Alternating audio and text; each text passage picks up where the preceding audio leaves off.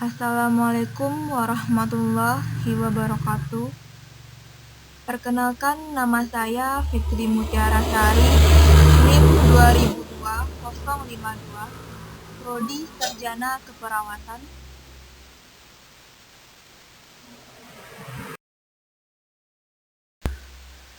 Baiklah, pada kesempatan kali ini saya akan menjelaskan tentang sistem kemi.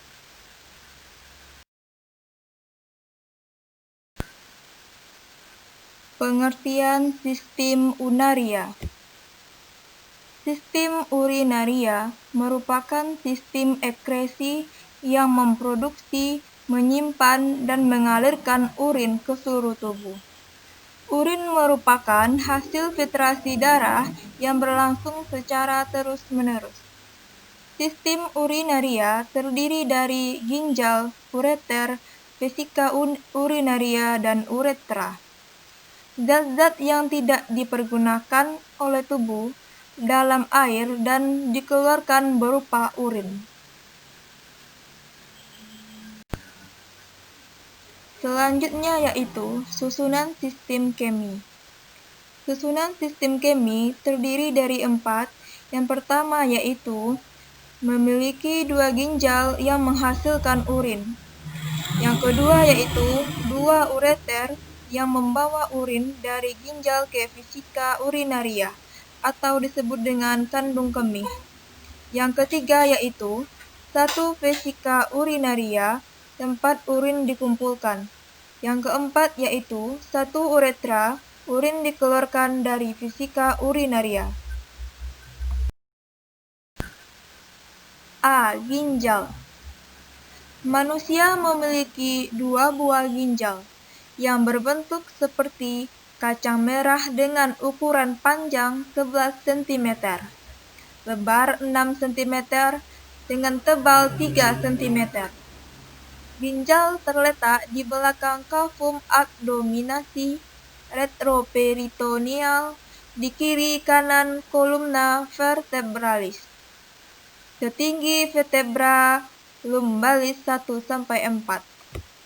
Ginjal kanan terletak lebih rendah daripada ginjal kiri, karena adanya hati di sebelah kranial ginjal kanan.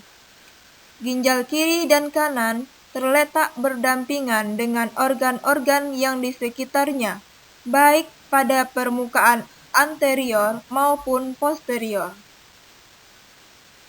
Selanjutnya yaitu fungsi ginjal. Ginjal memiliki beberapa fungsi, di antaranya adalah yang pertama yaitu mengeluarkan zat-zat toksik. Yang kedua yaitu menjaga keseimbangan cairan. Yang ketiga yaitu menjaga keseimbangan asam dan basa. Yang keempat yaitu membentuk hormon eritropoietin yang berfungsi dalam proses pembentukan eritrosit atau eritrogenesis. Yang kelima yaitu membantu pembentukan vitamin D. Yang keenam yaitu mengatur tekanan darah.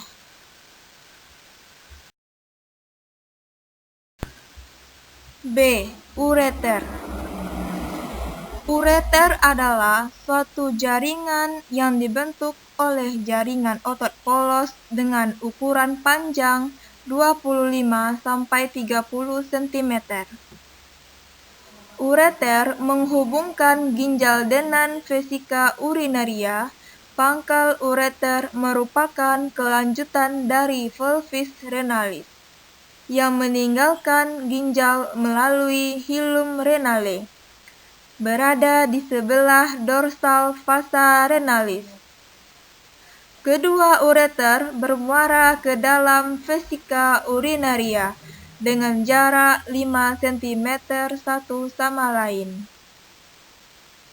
Ureter berjalan secara oblik sepanjang 2 cm di dalam dinding vesika urinaria sebelum bermuara ke dalam vesika urinaria, disebut ostium ureteris.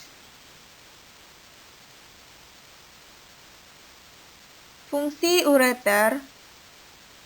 Ureter berfungsi untuk mengalirkan urin dari masing-masing ginjal untuk ditampung di kandung kemih.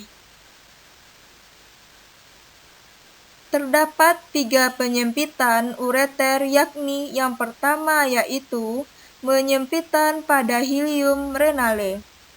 Yang kedua, penyempitan pada tepi pelvis. Yang ketiga, penyempitan pada pintu masuk vesika urinaria.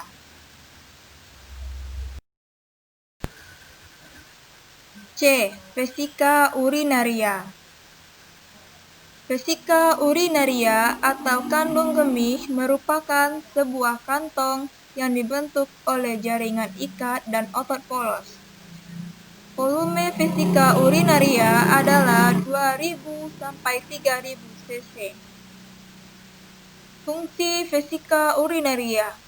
Vesika urinaria berfungsi sebagai tempat penyimpanan urin.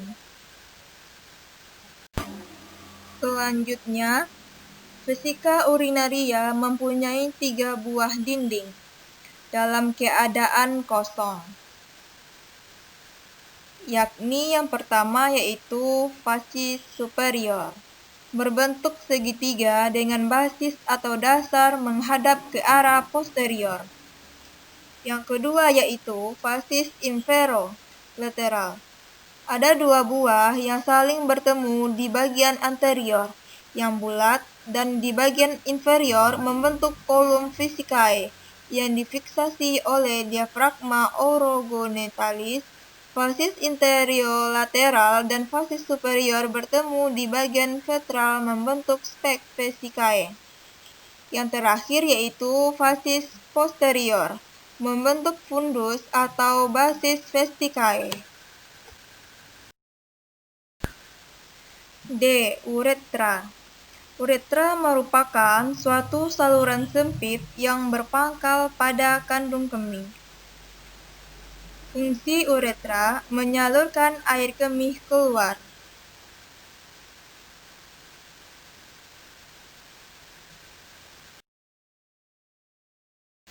Proses pembentukan urin. Terdapat beberapa proses pada pembentukan urin, yakni yang pertama yaitu proses filtrasi. Proses filtrasi terjadi di glomerulus. Proses ini terjadi karena permukaan eferen lebih besar dari permukaan eferan, maka terjadi penyerapan darah, sedangkan sebagian yang tersaring adalah bagian dari cairan darah kecuali protein. Cairan yang tersaring ditampung oleh simpai Bowman yang terdiri dari glukosa, air natrium, klorida, bikarbonat, dan lain-lain, yang kemudian diteruskan ke tubulus ginjal. Yang kedua yaitu proses reabsorpsi. Pada proses ini terjadi penyerapan kembali sebagian besar glukosa, natrium, klorida, fosfat, dan ion bikarbonat ke dalam kapiler peritubuli. Prosesnya terjadi secara pasif yang dikenal dengan obligator reabsorpsi terjadi pada tubulus atas.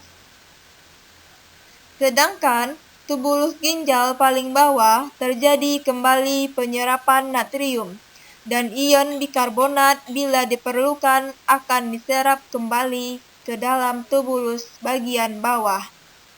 Penyerapannya terjadi secara aktif dikenal dengan reabsorpsi fakultatif, dan sisanya dialirkan pada papilla renalis. Yang terakhir yaitu proses sekresi. Proses ini merupakan pengeluaran zat-zat tertentu dari kapiler peritubuli ke tubulus ginjal seperti ion H dan ion K.